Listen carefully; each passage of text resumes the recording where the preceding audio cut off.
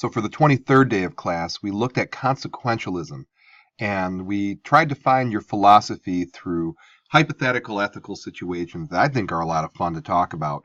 But before we get to the fun hypothetical situations, let's look at what consequentialism is. Now, it's based on two principles. Number one, whether an act is right or wrong depends only on the results of that act. The more good consequences an act produces, the better or more right that act. And if you look at these three philosophical ideas, consequentialism, deontology, and virtue ethics, consequentialism focuses on the consequences. It's the root of the word. Whereas deontology focuses on the duties you have to do. I said duty.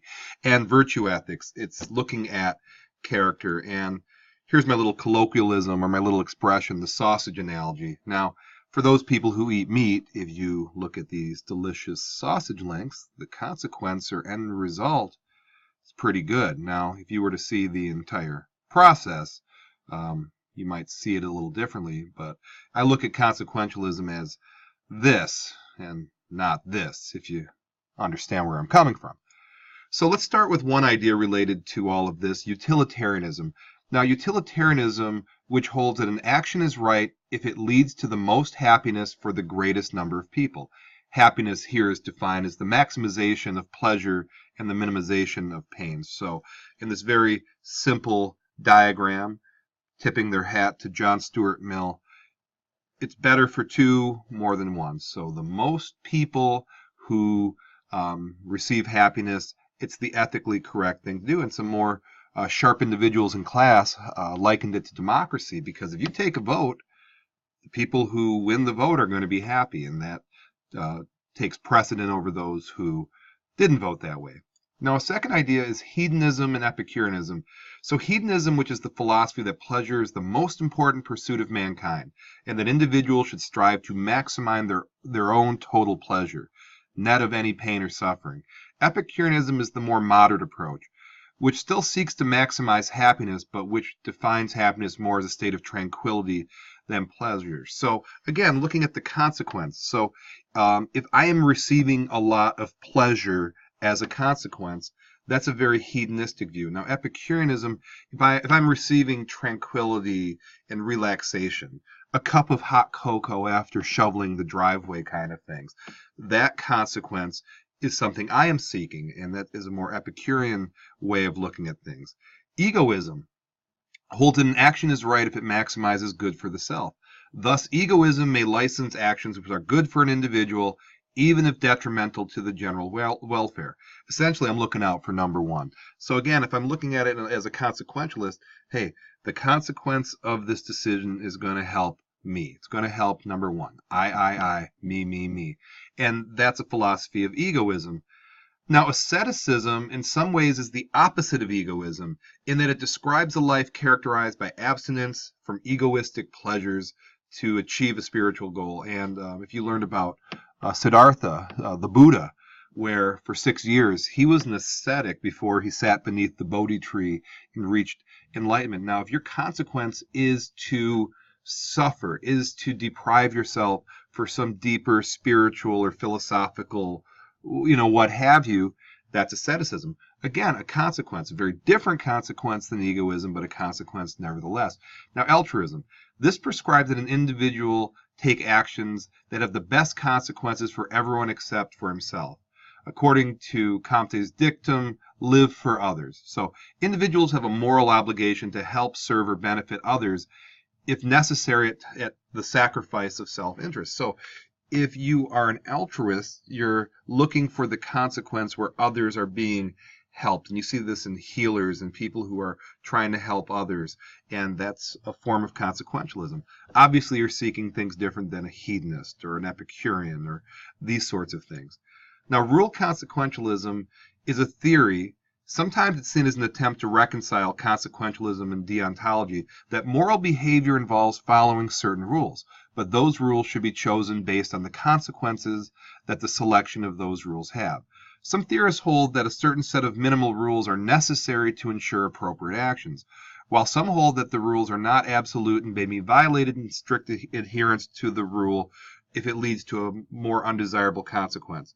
So, on a simple level, you have to look at the consequence that is based upon rules. And you see this in teachers quite a bit, where teachers will have a set of rules that they consider ethical and they expect students to adhere. Again, you're not really thinking of the consequences, good or bad. And sometimes I think students and teachers reach an impasse where the teacher, who has a kind of a rule consequentialist bend on how they see things, won't deviate from the rule even if there's the greater good at hand. And obviously that lies in a problem of a lot of conflict between students and teachers. Now, negative consequentialism, it focuses on minimizing bad consequences rather than promoting good consequences. This may actually require active intervention to prevent harm from being done, or may only require passive avoidance of bad outcomes. So here's a cute little visual. There's a cute little kitty right here. And the virtue, should you cut the wire? Rule not to cut the wire. There's a kitten and will experience harm. So looking at negative consequentialism, this is your focus, not whether there's rules for wire cutting or if it's not virtuous to commit vandalism or what have you. And so that's a negative consequentialist view of things. So here's the question. What would you do in certain situations? And I threw a couple doozies at you. So an airliner carrying 120 passengers is hurtling out of control towards a densely populated area. There is no time to evacuate the area, and the impact of the plane is certain to kill thousands. The only possible move is to shoot down the plane, should you do it. Siamese twins are both certain to die within months unless they are surgically separated. The necessary operation offers excellent prospects of one twin living a reasonably healthy and fulfilled life, but will result in the death of the other twin. Do you proceed? Tweak it up a little bit. Do you do so even if parents don't give their consent? Third, hypothetically talked about, patient A is terminally ill and going to die within a week. His heart and kidneys are a perfect match for patients B and C, who are certain to die before him if they don't get the transplants they need, but who have a good prospects of recovery if they do. No other donors are available. Do you kill patient A with his permission, without his permission? How about if there's no repercussions? What if nobody knows what you did? Would you still do it? Does it violate the Hippocratic Oath? Are you murdering one, or are you saving two? Now, if you don't take the organs, they're going to die anyway, so you're killing three, or are you? Again, this is going to flush out how you see things ethically, going back to those earlier ways of thinking.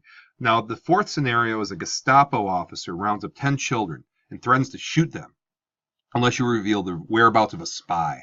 As it happens, you didn't know there was a spy, let alone his or her identity, but you are quite certain that the officer won't believe you if you plead ignorance, and that he will carry out his threat. Do you name someone, anyone, to save the children? How do you decide who? And that's always a good talk to. How do you decide who? And the fifth, which generally is the favorite one when I bring it up, is number 5. You, together with other passengers and crew of a small airplane, survive a crash on a desolate mountainside. There's no food of any kind, no chance of escaping on foot, no prospect of a rescue party reaching you for several weeks, by which time you will all have starved to death. The meat from one passenger will sustain the others until help arrives. Do you kill and eat one of your companions? How do you choose? And again, we talked about these things in class to flush out the ways you're thinking. And once we're all done with our talking, I'm going to ask you to write this in your journal. Define the various forms of consequentialist ethics, and which of these is most in line with your personal system of ethics. Now, why do you feel your thinking is the most ethical? And going back to this, do you see yourself more along utilitarian lines, more hedonistic, Epicurean, egoistic, an ascetic, altruistic, a rule consequentialist, or a negative consequentialist? Maybe you're a combination of them. This isn't strictly black-white parameters. So I'm curious to what you write, and I enjoyed listening to what you said in class, and I appreciate you watching.